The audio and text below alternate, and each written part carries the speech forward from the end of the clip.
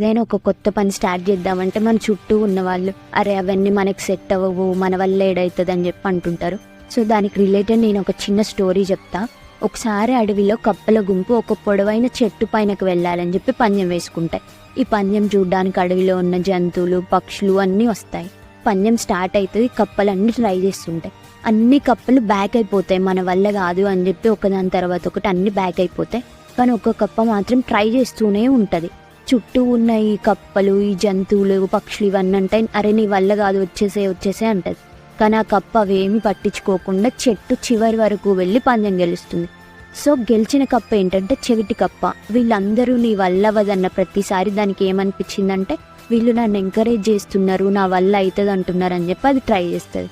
So మనం కూడా అంతే, మనని ఎవరైనా డిస్కరేజ్ చేసినా నీ వల్ల అవ్వదు అన్న ప్రతిసారి మనం ఆ నెగిటివ్ని పాజిటివ్గా తీసుకొని ట్రై చేస్తే ఖచ్చితంగా గెలుస్తాం.